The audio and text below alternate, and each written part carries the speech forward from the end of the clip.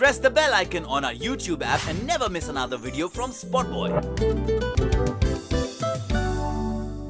Welcome to Spotboy. आज हमारे साथ है बहुत स्पेशल गेस्ट। हम लोग अभी पहुंच चुके हैं, MTVSL आने वाला है और MTVSL के सबसे स्पेशल जजेस हमारे साथ हैं। एक जन मिसिंग है but still we have a great things to ask. एक बात बताइए, आपको MTV हसल जज करना है तो what was the question in your mind? कोई क्वेश्चन ही नहीं था यार। रिप ऑफ करते और रिप ऑफ का सबसे बड़ा शो है, वो हमको बुला रहा है तो उसमें सवाल ही नहीं, उसमें एक्साइटमेंट थे, खुशी बनाई, हमने सेलिब्रेट किया उस चीज़ को that they have approached me for this. It was beautiful. Season 2 का एक्सपीरियंस बहुत ही नया था। ये टाइम हम फिर भी थोड़ा टिक्का भाई के लिए ये टाइम एकदम और भी नया लग रहा होगा उनको, बट लास्ट टाइम से ये टाइम डेफिनेटली हम में भी कुछ एक्सपीरियंस आ चुका है। लास्ट टाइम तो बिना कोई एक्सपेक्टेशंस के हम गए थे ना, माइंड्स हम लोग। यार एक बार क्या क्वेश्चन था आपका? मतलब अभी जो आपको कैसा लग रहा है जज? नाउ यू आर द जज। यार अच्छा लग रहा है, हिप हॉप का पार्ट बन के उसका अगर कुछ भी उसके अराउंड हो रहा है और MTV ने मौका दिया और इतना मज़ा आ रहा है। सब फैमिली बैठी है यहाँ पे और सीखने को मिलेगा, नए बच्चे आएंगे, कुछ अच्छा टैलेंट देखने को मिलेगा, तो बस I am very excited for this. शून्य टीम बहुत ही स्पेशल है क्योंकि इक्काबाजी is a ball of positivity जो दो सीजन में एकदम तहलका मचा के गए थे, तो इस बार पूरा देंगे। Then to add on current culture and Anurag Saikia is there taking the music up, so this season is going to be bigger and better. So when you are judging तो क्या चीज़ें आपके सामने आती है जब कोई नया कंटेस्टेंट आता है, वो अपना रैप स्पीड कर रहा है, तो आप जज कैसे करते हो उसे?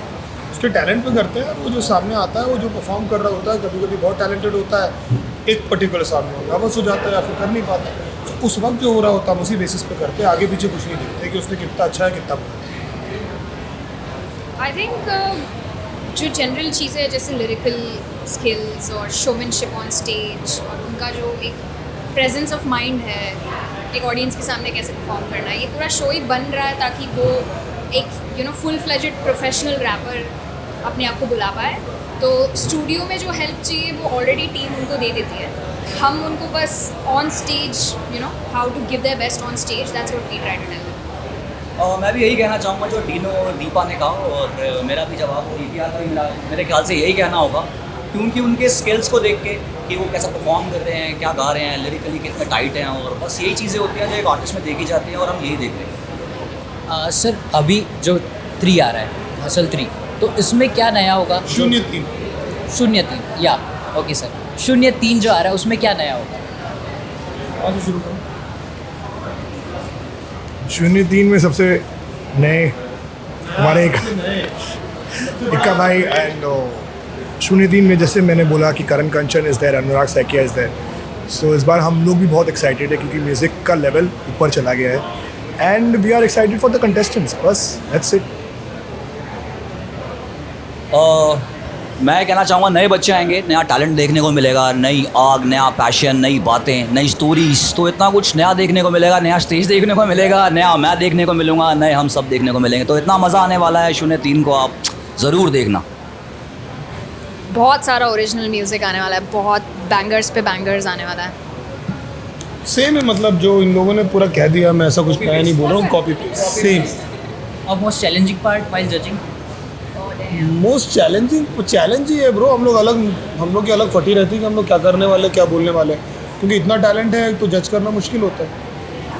आई थिंक सबसे कंफर्टेबल होता है पहला 2 एपिसोड जिसमें टॉप 16 आ जाते हैं, उसके बाद से चीज़ें टफ होती जाती है। हर एक रियलिटी शो में वही है, मतलब पूरा फॉर्मेट ही वो है कि किसी ने घर जाना है, तो हमेशा कभी कभी 19-20 से लोग चले जाते हैं। सो हमारे लिए भी वो कभी भी कुछ भी हो जाता है। हम कोई कंटेस्टेंट के बारे में जो सोचते हैं कि ये करेगा वो करेगा, वो लोग आके कुछ और ही करके चले जाते हैं। So honestly it's beyond all of our control.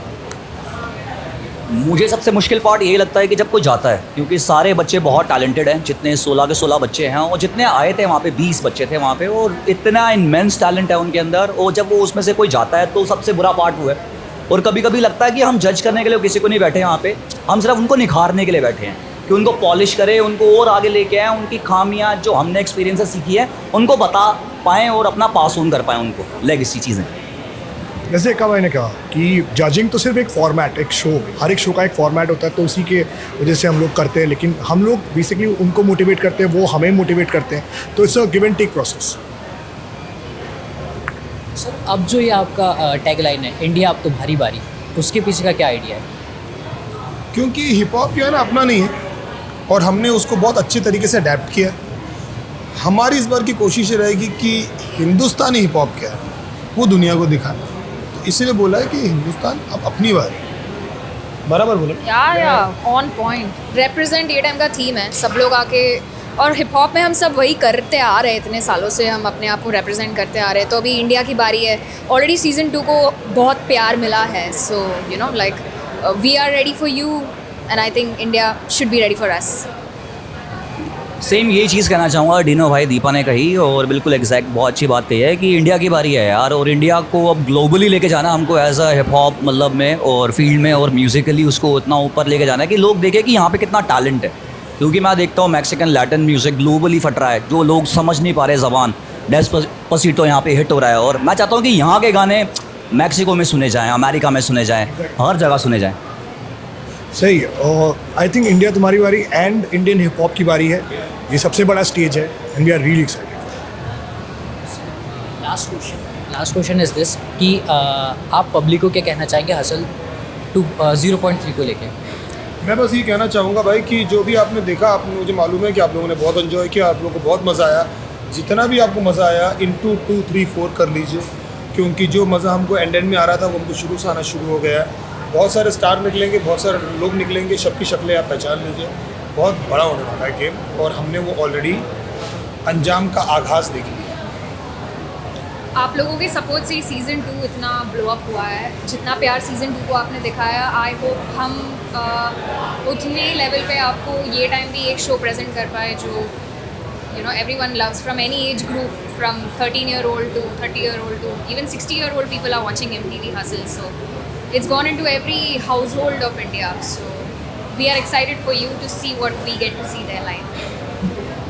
मैं यही कहना चाहूँगा कि यार हसल पहले से बहुत ही ख़तरनाक रूप लेके आने वाला है, और जो बच्चे हैं बहुत ही टैलेंटेड हैं, और आपको बहुत कुछ ऐसा सुनने और देखने को मिलेगा जो आपने एक्सपीरियंस नहीं करा अभी तक, इंडियन म्यूज़िक में एक्सपीरियंस नहीं करा, और तोड़ फाड़ देंगे भाई। मैं बस यही कहूँगा कि आपके ऊपर भी, ऑडियंस के ऊपर भी बहुत एक बड़ी रिस्पॉन्सिबिलिटी है कि हमारे बच्चे तो बढ़िया हैं लेकिन आपके सपोर्ट से उनकी लाइफ चेंज हो सकती है। तो please support them. Thank you आप लोग का अपना टाइम देने के लिए। चाहे सभी लोगों ने हिप हॉप MTV हसल का हर एपिसोड्स देखे, हर एपिसोड्स में बहुत दमदार चीज़ें आई है, और सबसे अच्छी बात होती है MTV हसल के बाद जो इंस्टाग्राम पे रील्स चल रही होती है वो थोड़े और बहुत प्यारा कंटेंट आ जाता है, जिसकी वजह से हम लोग एक्साइटेड रहते हैं हर एक चीज़ देखने के लिए। और MTV हसल्स ने हमको बहुत प्यारे प्यारे टैलेंट्स दिए, और अभी आप हम लोग को वो टैलेंट्स वापस फिर से नए दिखाओगे। सो थैंक यू फॉर उसके लिए। Thank you. Spot Boy.